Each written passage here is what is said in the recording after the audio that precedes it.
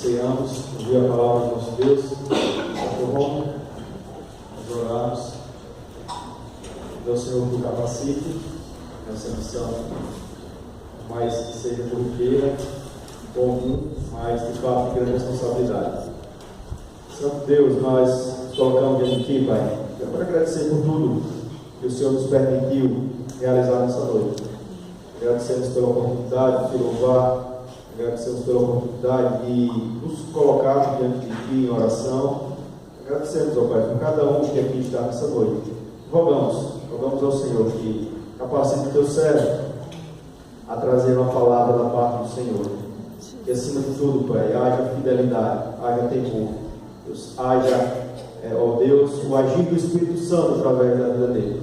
Que o Senhor possa o esvaziar e que o Teu Espírito o encha, Pai, de poder, de autoridade, e que Deus, com a instrumentalidade que o Senhor deu ao Teu servo, possa nos comunicar a palavra, a mensagem do Senhor para nós nessa noite. Que nós não saiamos, Pai, da mesma forma como nós entramos. Que nós estejamos com o coração ardendo de desejo, Pai, de ouvir falar nessa noite. Não ao pastor Romulo, mas ao Senhor, o Deus Todo-Poderoso. Em nome de Jesus é que nós oramos, certo que o Senhor está nesse lugar de novo. Amém. Amém.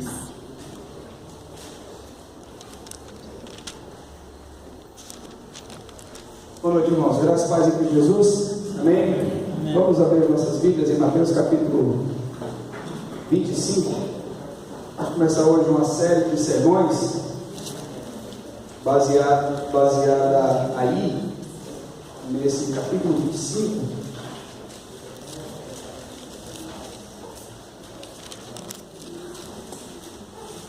Nós leremos os versículos de 1 a 13.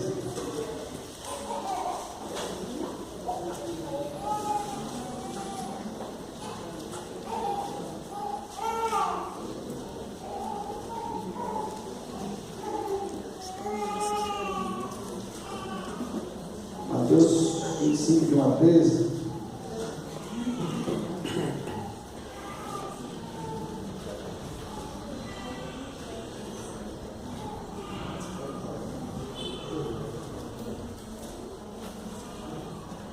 Mateus capítulo 25, versículo 1 a 13, a palavra das 10 virgens.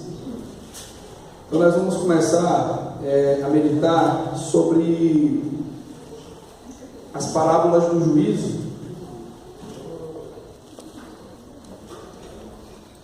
E esse texto, esse capítulo 25, ele traz ilustrações de como seria o dia da vida de Cristo. E nós precisamos pensar nesse capítulo 25, pelo menos em 3 subtítulos. Então, a parábola das 10 virgens, nós vemos aqui, a parábola dos talentos e o grande julgamento. E nós podemos separar, então, essas 3 explicações que Jesus dá sobre, nos subtítulos, quem seremos naquele dia, depois, o que teremos para aquele dia, e depois, o que ouviremos naquele dia. São 3 subtítulos muito importantes nesse capítulo 25 de Mateus. Quem seremos naquele dia, o que teremos naquele dia e o que ouviremos naquele dia. São 3 temas muito importantes dentro desse capítulo 25 e hoje nós vamos ficar no primeiro, as parábolas do juízo. Quem seremos naquele dia? Essa é uma dedução que nós temos do texto, mas não somente uma dedução, nós precisamos também pensar de forma indutiva, ou seja, o texto deve nos levar a entendermos nesse momento, nessa primeira parte do capítulo 25, quem seremos naquele dia. Na verdade, quem seremos naquele dia está baseado em quem somos hoje. É que naquele dia vai ficar muito claro, vai ser notório então quem nós seremos de fato, como nos manifestaremos naquele dia. Então é muito importante que nós pensemos primeiramente isso, quem nós seremos naquele dia. Quem será você no dia da vinda de Cristo? Essa é a pergunta que nós precisamos fazer hoje. Você precisa se fazer essa pergunta: quem serei eu no dia da vinda de Jesus? Quem serei eu? Quem sou eu hoje? serei eu naquele dia? Então é uma reflexão importante para a nossa meditação, para a nossa vida como um todo. Então a parábola das 10 virgens nos traz essa ideia: quem sou eu hoje? Quem serei eu naquele dia? Isso é importante para a nossa reflexão. Então diz a palavra de Deus assim: então o reino do céu será semelhante a 10 virgens que, tomando as suas lâmpadas, saíram encontrar-se com o noivo. 5 dentre elas eram nécias e 5 prudentes. As nécias, ao tomarem as suas lâmpadas, não levaram azeite consigo. No entanto, as prudentes, além das lâmpadas, levaram azeite nas vasilhas. E tardando o noivo, foram todas tomadas de sono e adormeceram. Mas à meia-noite ouviu-se um grito: eis o noivo, saí ao seu encontro. Então se levantaram todas aquelas virgens e prepararam as suas lâmpadas. E as nécias disseram às prudentes: dai-nos do vosso azeite, porque as nossas lâmpadas estão se apagando. Mas as prudentes responderam: não, para que não nos falte a nós e a vós outras. Ide antes aos que o vendem, comprai-o. E saindo elas para comprar, chegou o noivo. E as que estavam apercebidas entraram com ele para as bodas, e fechou-se a porta. Mais tarde chegaram as virgens nécias, clamando: Senhor, Senhor, abre-nos a porta. Mas ele respondeu: em verdade vos digo que não vos conheço. Vigiai, pois, porque não sabeis o dia nem a hora. Vamos orar, irmãos? Amado Deus, Senhor nosso, nós te agradecemos, Senhor, pelo privilégio, pela oportunidade que nos dá de cultuar a Ti. Obrigado, Pai, porque até aqui o Senhor tem nos sustentado, e pedimos ao Senhor Deus que nessa noite o Senhor nos traga a orientação que precisamos para vivermos de maneira agradável a Ti. Ó Deus, nos ajude a não sucumbirmos mais às tentações, ao pecado, a este mundo, às investidas de Satanás, mas nos ajude, Senhor Deus, a olharmos firmemente para o autor e consumador da nossa fé, aquele que, por causa da alegria que estava proposta, suportou a cruz, não fazendo caso da ignomínia ou da vergonha. Cristo então viveu neste mundo para obedecer ao Senhor, e nós pedimos a Ti, Deus, que o Senhor nos dote, nos encha com a mesma experiência e com a mesma perseverança e com a mesma alegria que teve Cristo na obediência. Em nome de Jesus Cristo nós oramos, Senhor, e agradecemos. Amém.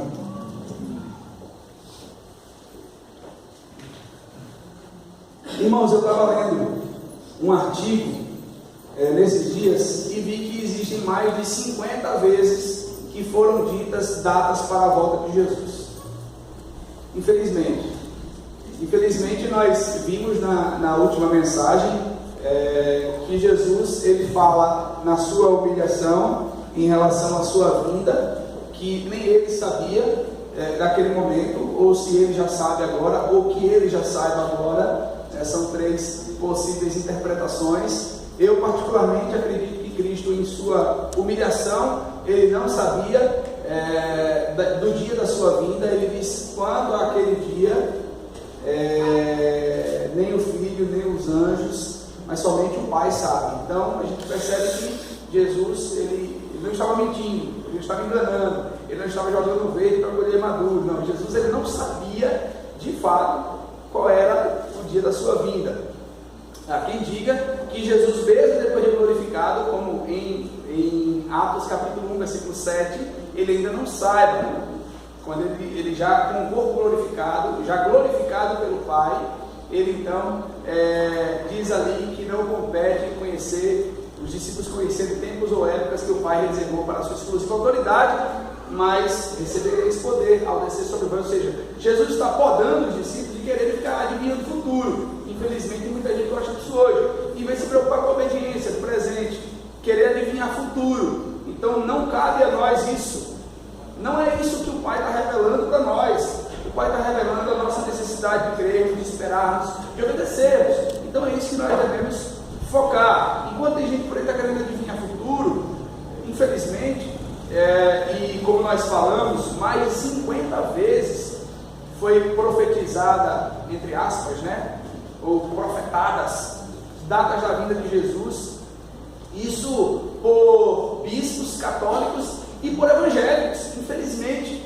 E o que nós mais vemos é isso, quando coloca-se um vídeo no YouTube de alguém contando uma experiência e que vai ser assim, que vai ser assado, aí recebe um monte de curtida, aí todo mundo diz glória a Deus, amém, é isso mesmo, e um monte de coisa, enganação, outras coisas que já são óbvias na palavra de Deus. Então há essa preocupação de saber de hora. Sabe por quê? Porque há também uma expectativa de não ser pego de surpresa. Há a expectativa de não ser pego de surpresa. Por isso alguém tenta adivinhar a hora, o dia. Olha, no dia tal, na hora tal, na virada de ano, em tal momento, no dia do eclipse lunar tal, Jesus virá. Então há essa preocupação, porque ninguém quer ser pego de surpresa. E nós percebemos, queridos irmãos, Pedro vai dizer na sua segunda carta, assim como Jesus também diz em Mateus capítulo 24, que esse dia vem como um ladrão. Então veja qual é a nossa preocupação. A nossa preocupação, e quando eu falo a nossa, eu falo a maioria das pessoas, é manterem-se do jeito que estão até que tenham uma data para elas poderem se preparar para a vida de Cristo, ou mesmo para a morte. Então a nossa perspectiva é justamente essa: a gente precisa estar preparado para alguma coisa. Na verdade, a gente tem que viver preparado. E é por isso que nós precisamos, irmãos, refletir sobre essa perspectiva. Quem seremos naquele dia? Quem seremos naquele dia é uma decorrência de quem somos hoje. Isso é muito importante. Eu acho muito interessante uma afirmação de John Knox, o fundador da igreja presbiteriana, na Escócia, no início do século XVII. John Knox, ele diz uma coisa muito interessante. Ele diz assim: a afirmação do versículo 5, quando ele vai falar aí sobre as que dormiram, ele vai trazer uma explicação juntando o versículo 4 e o versículo 3 a 5, e vai concluir com o versículo 5, né? E tardando o noivo, foram todas tomadas de sono e adormeceram. E ele vai trazer uma explicação muito interessante. Ele diz assim: a afirmação do verso 5, de que todas as jovens ficaram sonolentas e caíram no sono, não é feita de modo de recriminação, mas para pôr em relevo a verdade de que quando elas eventualmente se levantassem, não teriam tempo para nada, exceto para reabastecer suas lâmpadas. Então ele vai trazer essa expectativa de que alguém estava esperando ter tempo para reabastecer, e ele vai concluir esse pensamento. Ele vai dizer assim: tão pouco poderiam aquelas que tinham suas vasilhas do óleo disponível e necessário para este fim prestar uma assistência de última hora àquelas que estão sem ele. Ele vai concluir dizendo o seguinte: a graça salvadora, ensina-se aqui, é uma possessão pessoal intransferível. O que é que isso significa? Primeiro, a experiência de se ter o óleo, ela é intransferível.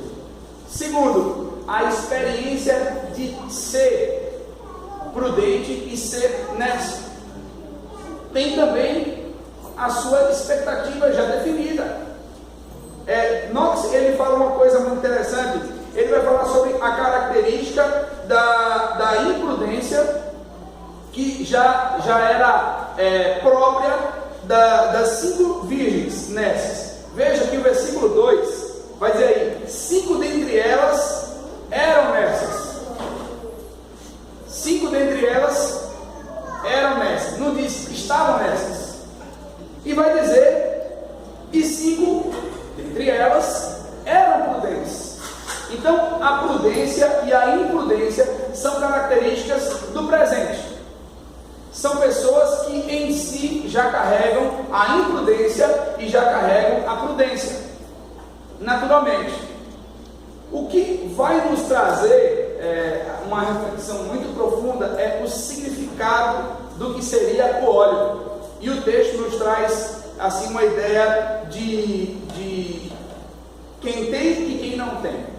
Isso é muito importante nesse texto. Quem tem e quem não tem. Por isso, quem somos hoje está muito ligado, ou é a introdução de quem nós seremos naquele dia. Quem é imprudente hoje será imprudente naquele dia. Quem é prudente hoje será prudente naquele dia. O que esse texto quer dizer? Nós vamos discutir cada ponto dele, que é muito importante para nós. e para nossa meditação, eu acho muito interessante. Riley, ele diz que essa parábola traz para nós o argumento final para a vigilância e sinceridade na nossa religião. Isso aqui é uma característica de quem é nécio e uma característica de quem é prudente. Não é uma característica de quem será ou quem foi, é de quem é. E isso é muito importante, por quê? Porque no que nós percebemos nesse texto, na lição que esse texto nos dá, é que alguém tem características naturais de ser nécio e de ser prudente. E nós vamos enxergar isso não somente nesse texto, mas em todo o contexto bíblico, em toda a mensagem bíblica, nós vamos ver que há prudentes e há nécios.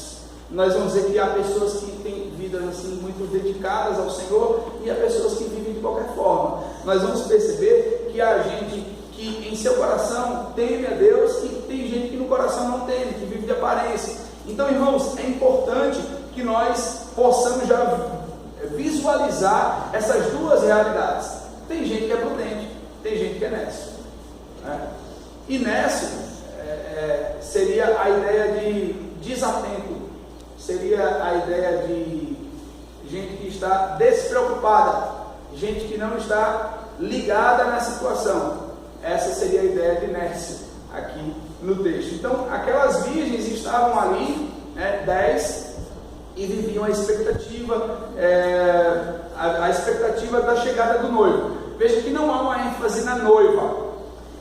É possível que o texto também esteja falando sobre os próprios líderes, os próprios pregadores, os pastores, a liderança da igreja. Por quê? Porque ela termina, essa parábola ela começa, ou essa sessão começa a partir do final da parábola anterior, do bom servo e do mau servo. Um bom servo, segundo o Senhor, é aquele que estava alimentando, um mau servo é aquele que não alimentava e que espancava, que diz: meu Senhor se demora, então eu vou aproveitar enquanto ele não vem para eu espancar, para eu maltratar, para eu machucar. Então nós percebemos, irmãos, que há uma ligação muito forte. Possivelmente essas virgens sejam personificadas ou personificações da liderança da igreja, ou seja, dos líderes, dos pastores, das pessoas que têm responsabilidade com a mensagem. Mas também não, elas podem significar também todo crente. Isso que dentro da igreja, assim como no mundo existe o joio e o trigo, dentro da igreja também existem aqueles que são e aqueles que não são, assim como aqui nós vemos que algumas são nécias e outras são prudentes. Elas não estão, elas são, e o texto é muito claro com isso. Então Jesus diz assim: então o reino dos céus será semelhante a 10 virgens que, tomando as suas lâmpadas, saíram encontrar-se com o noivo. A gente pensa, alguém pode pensar de maneira muito desconhecida ou desconhecedora, que as 10 virgens, elas iam para se casar com o noivo, e não era assim que acontecia. As 10 virgens, elas formavam um grupo de pessoas que celebravam a chegada do noivo. Os homens nesse papel, que eram os amigos do noivo, eram pessoas que saíam gritando, anunciando, e as 10 virgens saíam celebrando, entusiasmadas. Elas tinham o papel de trazerem a festa para a rua. Essa seria a ideia. As virgens, então, elas traziam a festa para a rua. Elas chegavam antecipadamente anunciando, só que elas dormiram na parábola. Essas virgens da parábola, elas dormiram.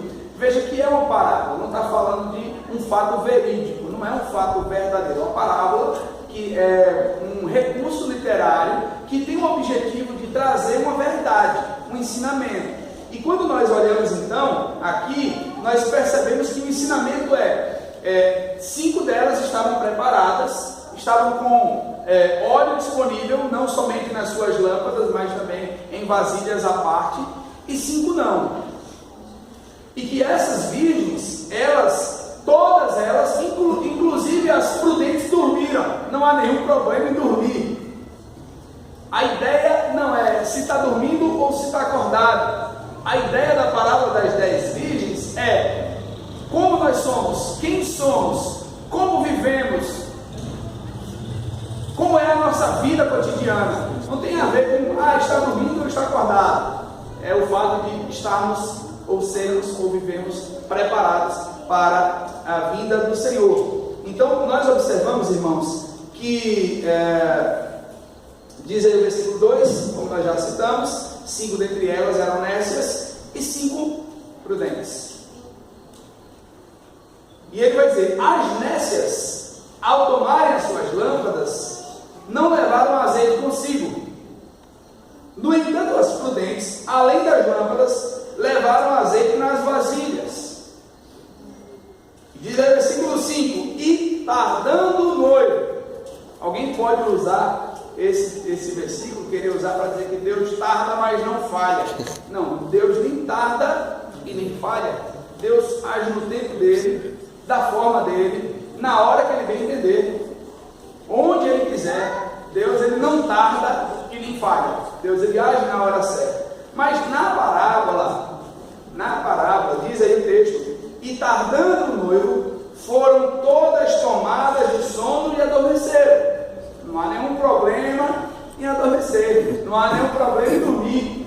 Se na parábola você está esperando, elas estavam esperando alguém chegar e alguém demorou, é muito comum. Às vezes a gente espera alguém chegar de viagem, por exemplo, e acontece alguns imprevistos e a pessoa vai chegar madrugada.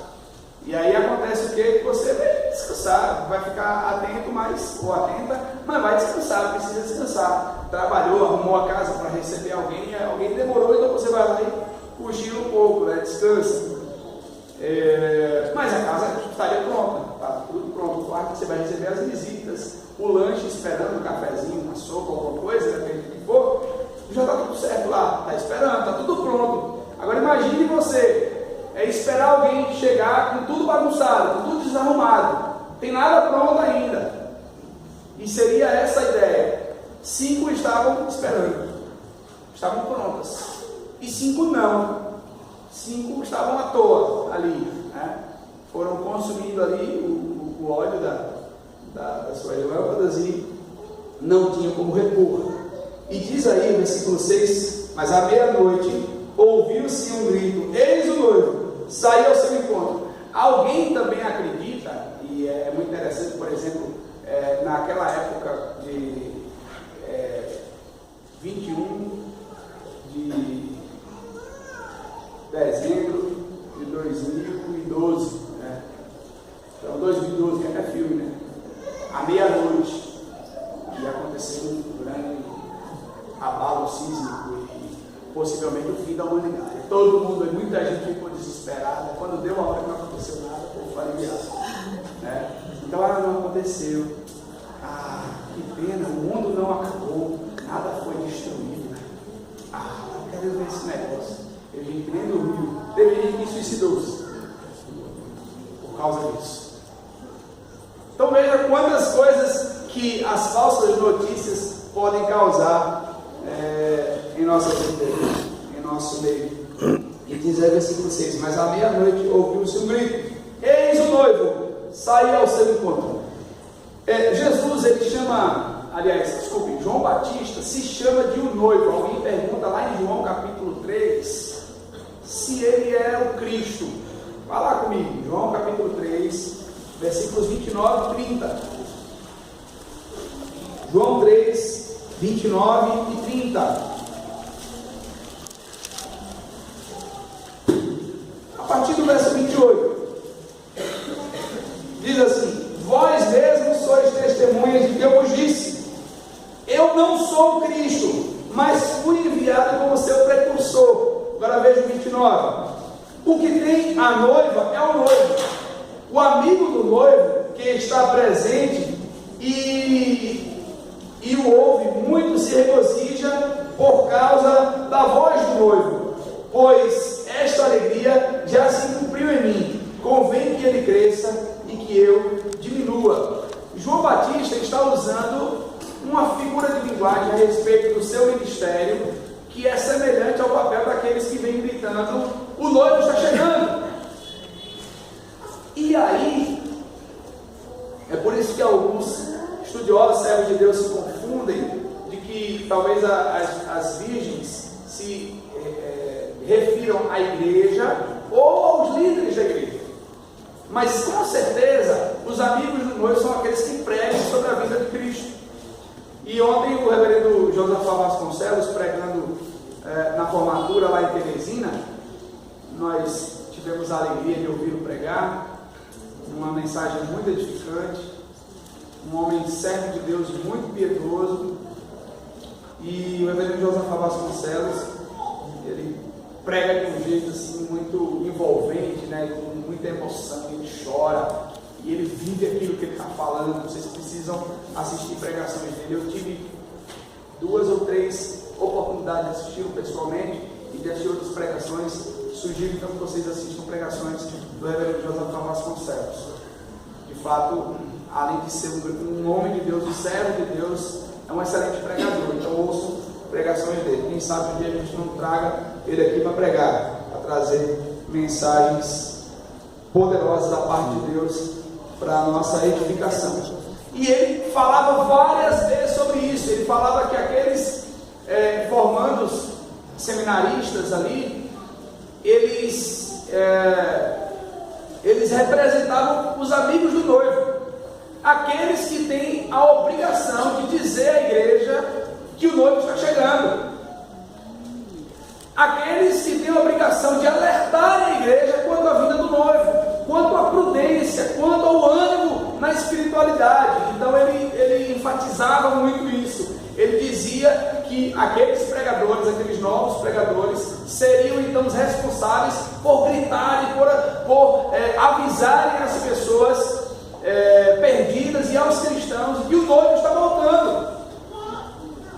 Interessante que não foi esse texto que ele pregou. Ele pregou em 1 Coríntios capítulo 6. Mas ele enfatizou muitas vezes sobre aqueles irmãos serem os amigos do noivo. E é o papel do pregador, enfatizar que o noivo está voltando e que nós precisamos estar preparados para ele. Queridos irmãos, o mundo está preparado para a vinda de Cristo. O cenário está pronto. Nós não podemos, irmãos, mais vacilar. Nós temos, irmãos, que andar como prudentes. E Paulo vai dizer isso quando ele escreve aos Filipenses. Nós precisamos andar como prudentes e não como necios. Então isso é muito importante para nós. E o texto nos diz: então se levantaram todas aquelas virgens, versículo 7, e prepararam suas lâmpadas. E as nécias disseram às prudentes: dá-nos do vosso azeite, porque as nossas lâmpadas estão se apagando. E elas responderam, mas as prudentes responderam: não, para que não nos falte a nós e a vós outras. E diante aos que vendem e comprai. Veja, o noivo não tinha chegado, mas o anúncio já tinha sido dado. Você voltar aí, versículo 6, ele vai dizer: mas à meia-noite ouviu-se um grito: eis o noivo, saí ao seu encontro. Esses que desempenharam esse papel, eles ficavam anunciando para que todos saíssem de suas casas e pudessem então contemplar a chegada do noivo. No caso de Cristo, um evento chamado parousia, ou seja, a vinda real de Cristo, o rei vindo sobre as nuvens. E naquela época os casamentos eram muito interessantes, assim, as formas, né? Nada a ver com a nossa forma ocidental, né? Casamento não era um culto, casamento era uma festa, não era assim, tinha uma cerimônia religiosa, era uma cerimônia das famílias, era o cumprimento do compromisso baseado na lei, né? Então, eu sempre falo aqui, né, que os nossos casamentos não tem nada a ver com o casamento da Bíblia, né? Uma versão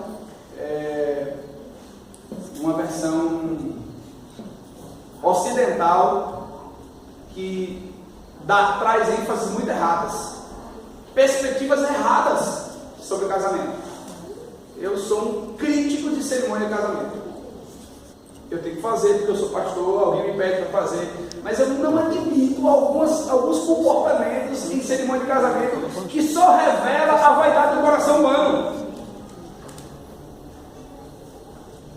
Não revelam o entendimento bíblico de casamento, mas a vaidade do coração humano. O desfile de luxo. Tá, tudo bem, é uma noite diferente. Tá? Mas a ênfase é outra, a ênfase é as pessoas. Não há ênfase em Cristo. As pregações são pregações michurucas, vazias, políticas, para agradar, para fazer bem, para fazer rir. Não há uma pregação de seriedade sobre casamento.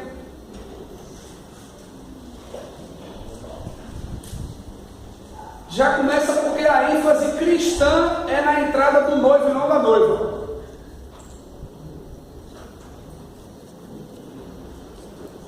A ênfase cristã é na perspectiva do noivo, porque mesmo sendo imperfeito, o homem no casamento ele faz parte da analogia de Cristo.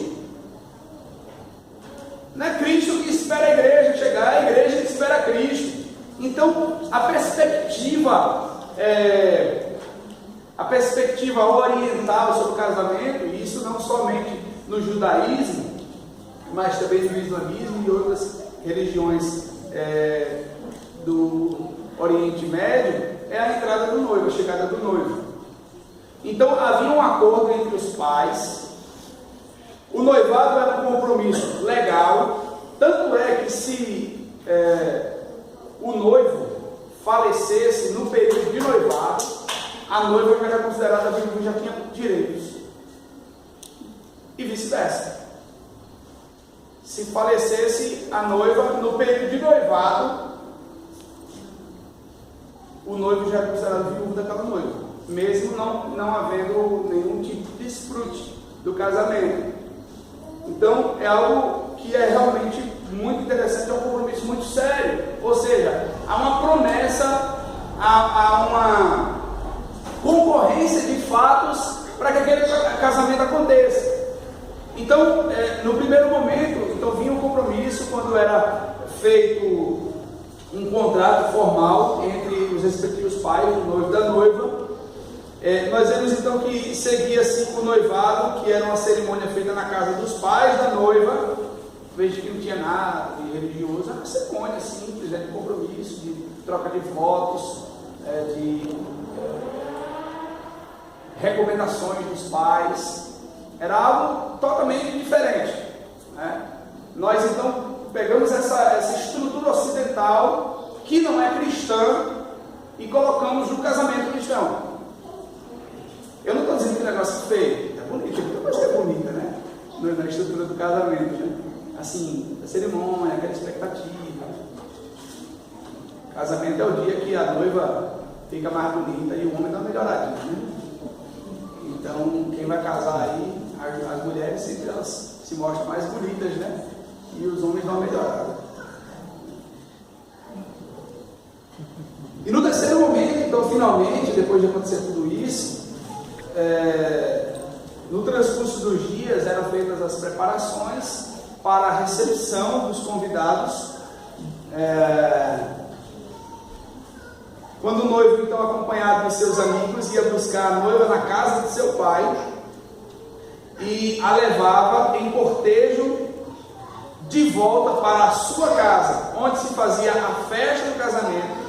E também é bem provável que este seja o cortejo, geralmente utilizando 10 jovens virgens, que também já nutriam a expectativa do dia dela chegar, e jovens rapazes, amigos de noivo, que também nutriam essa mesma expectativa, o dia deles também chegar. Então eles nutriam isso, e a ideia que empolgante que eles tinham um dia serei eu, um dia eu estarei assim, um dia estarei indo buscar a minha amada, um dia alguém vai estar gritando, anunciando a minha chegada. Então era tão empolgante o negócio que quem estava ali participando já não via a hora de acontecer consigo mesmo.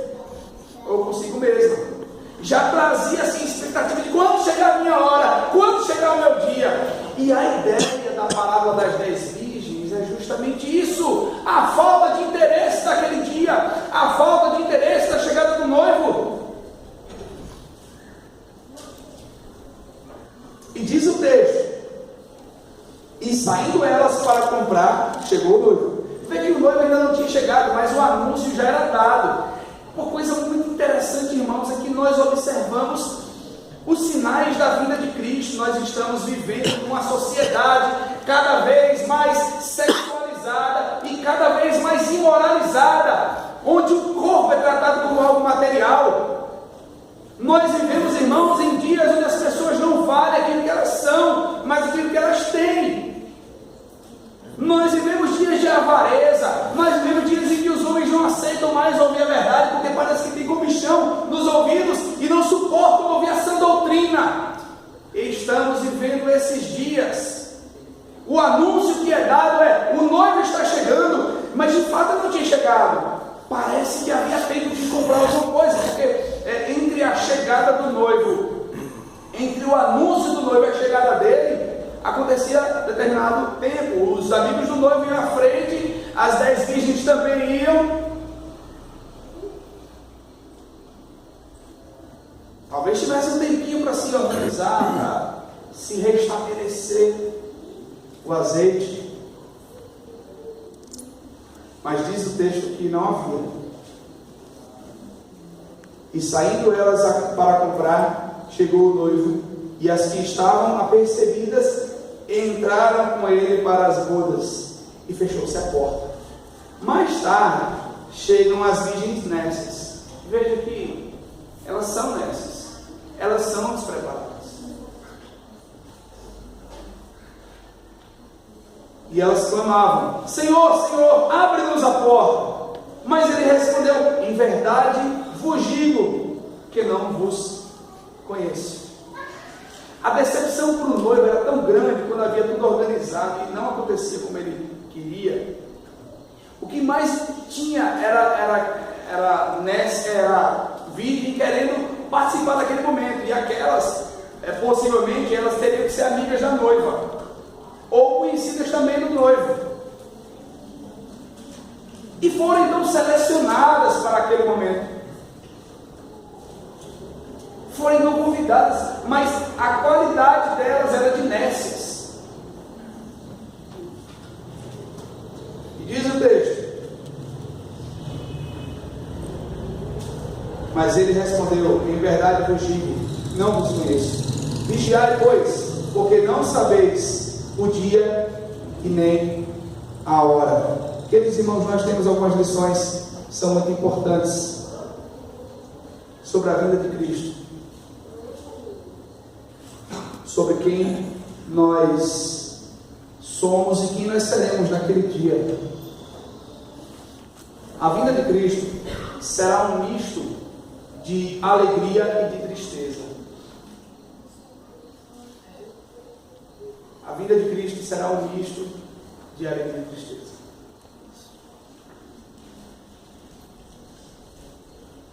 Cristo virá para a nossa alegria, para a nossa redenção final, mas ele virá para a tristeza de muitos que acreditam, que conhecem a ele, que servem a ele, mas não servem. É um misto de tristeza e de alegria.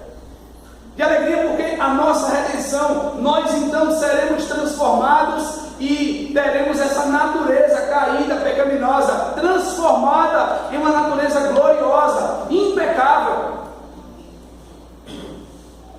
Mas para aqueles que preferem viver a vida dedicada a prazeres, porque atendem às sensações, em vez de lutarem contra as sensações da sua natureza caída, aqueles que gostam, aqueles que se entregam, vai ser um dia de tormento, porque o melhor dos prazeres que essa pessoa pode desfrutar está nessa vida, neste mundo, porque no dia da vinda de Cristo, essa pessoa somente irá se lamentar. A vinda de Cristo será um dia de misto de alegria e tristeza. Alegria para aqueles que aguardam, alegria para aqueles que divulgam, que anunciam alegremente, que esperam, mas de tristeza para aqueles que ouviram tanto e não obedeceram e não se arrependeram. Vai ser uma tristeza terrível. Eu ouvi falar, quantas vezes eu ouvi o pastor pregar, quantas vezes eu ouvi minha colega de faculdade me dizer, quantas vezes eu ouvi meu pai dizer para mim: meu filho, minha filha, Jesus está voltando, arrependa-se de seus pecados. Mas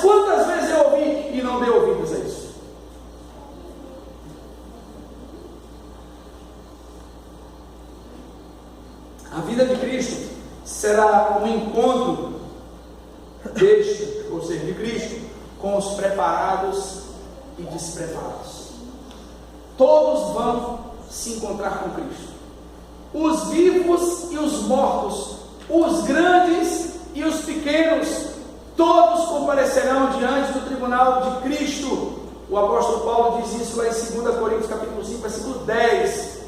Todos nós compareceremos perante o tribunal de Cristo. Não há quem escape daquele dia, não há quem escape do juízo, nem a cremação do corpo, nem se alguém foi devorado por feras.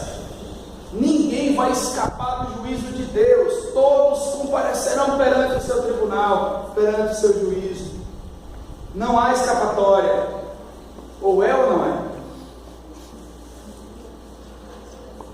A vinda de Cristo será um encontro deste com os preparados e despreparados. Tem mais. Com a vinda de Cristo, será tarde para se descobrir o caminho da obediência e da esperança.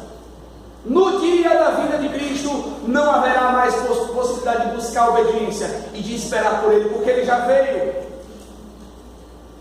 Cristo virá sobre as nuvens dos céus, todo olho verá, todo joelho se dobrará, e toda língua confessará que Jesus Cristo é o Senhor, para a glória de Deus Pai. Mas existem duas formas de se confessar a Cristo. Primeira, quando nós em tempo somos tocados pela mensagem do Evangelho e nos arrependemos em nossos corações e admitimos, confessamos com a boca e cremos com o coração, como diz a palavra em Romanos capítulo 10, versículos 9 e 10, se com tua boca confessares a Jesus e no coração creres que Deus o ressuscitou dentre os mortos, será salvo, porque com a boca se confessa para a justiça e com o coração se crê a respeito da salvação. Ou seja, é a crença, é a confissão voluntária. Mas naquele dia a confissão será obrigatória, porque todo joelho vai se dobrar. O mais incrédulo ateu, o mais sublime religioso, o mais novo bebê, a pessoa mais idosa que já viveu, todos vão se curvar diante de Cristo. Mas nesse dia, essa confissão não vai ser voluntária, vai ser obrigatória, porque Cristo, com o poder dele, vai fazer com que todos se dobrem perante ele.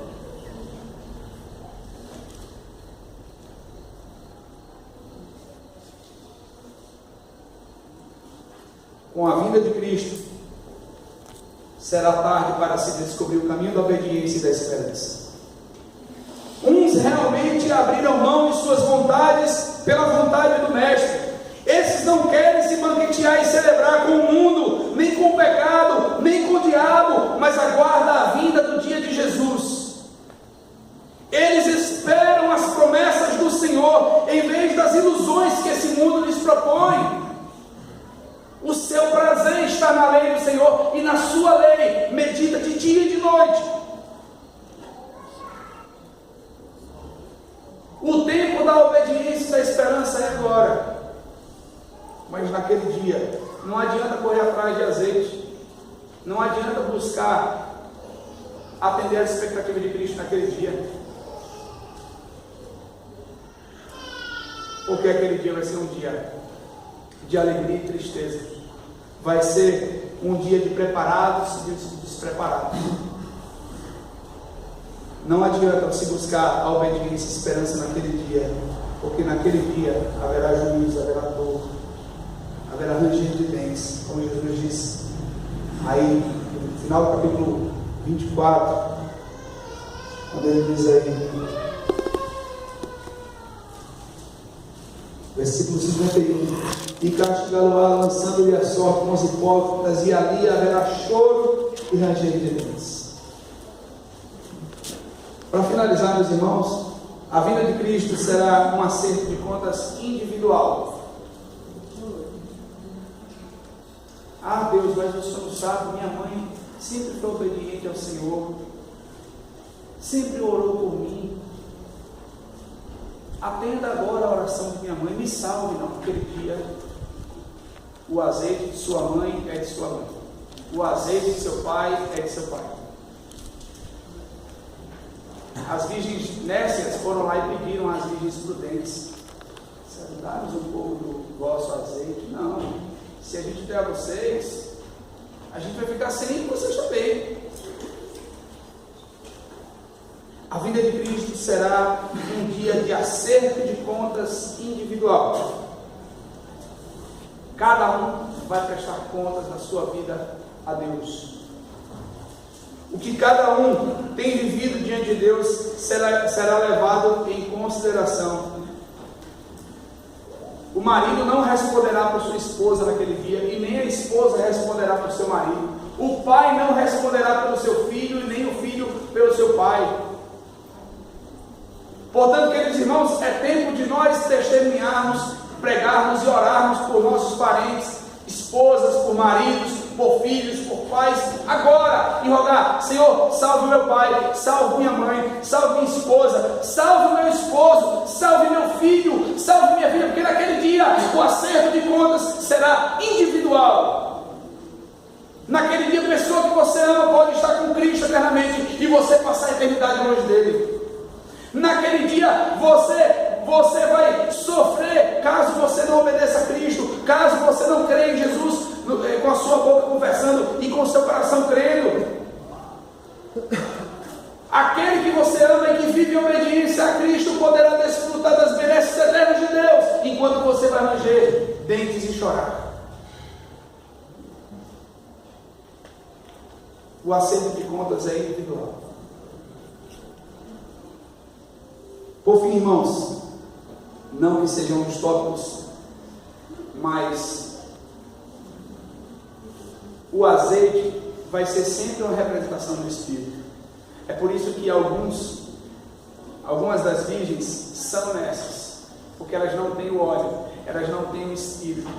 E outras são prudentes porque elas têm o Espírito. O Espírito é intransferível. O Espírito na sua vida, que será você, que traz a experiência que você é de Cristo, é intransferível. Aquilo que nós temos em Cristo, perdão dos pecados, ser o Espírito nos garante como sendo propriedade de Cristo. Nós vemos isso em Efésios, nós vemos isso em 2 Coríntios capítulo 5. Mas cada um de nós aqui precisa ter a experiência do poder regenerador do Espírito Santo. Talvez você venha para a igreja há muitos anos, seja até batizado, o pastor até jogou água na sua cabeça, quando você era bebê, quando você era criança, quando você era adulto. Mas talvez você ainda não teve essa experiência com Cristo. E o meu desejo é que Deus trabalhe no seu coração nessa noite, Ele opere em você, para que você tenha essa experiência com Ele, para que você tenha o azeite, o óleo do Espírito em sua vida.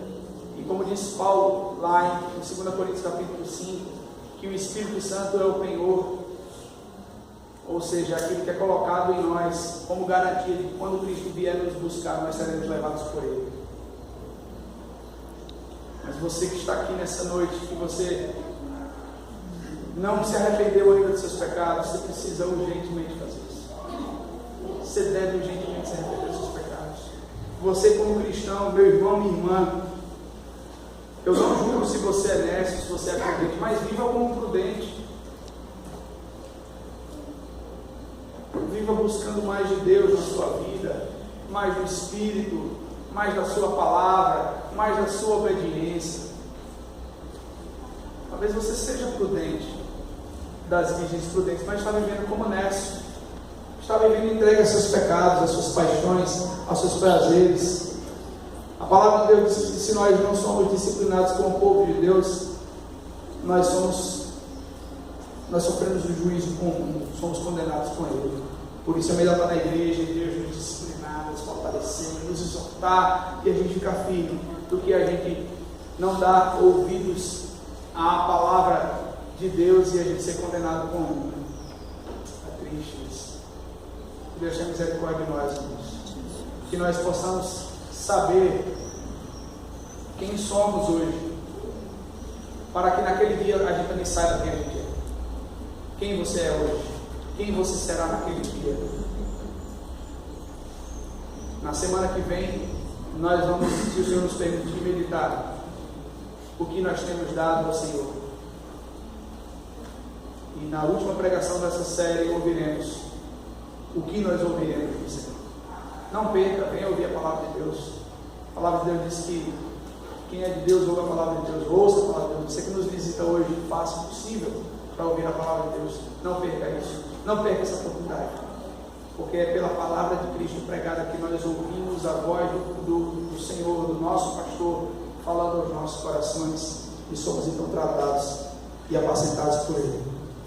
Eu tenho certeza que muitos de nós aqui, que bom que fossem todos, um dia se apresentarão cheios do óleo, do Espírito na vinda de Cristo, como sendo o penhor, o selo para o resgate da sua propriedade. Ou seja, nós que temos o Espírito de Deus, nós seremos resgatados com Ele. Essa é a garantia que Ele nos dá.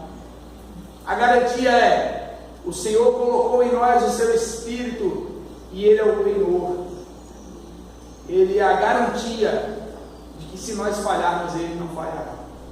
Amém? Vamos orar, irmãos. Amém. Senhor Deus, nós te agradecemos, Pai, pela Tua palavra. Nos ajude, Senhor Deus, ao ouvirmos as parábolas do juízo, podemos de fato fazer uma análise de quem somos hoje e do que nós seremos naquele dia.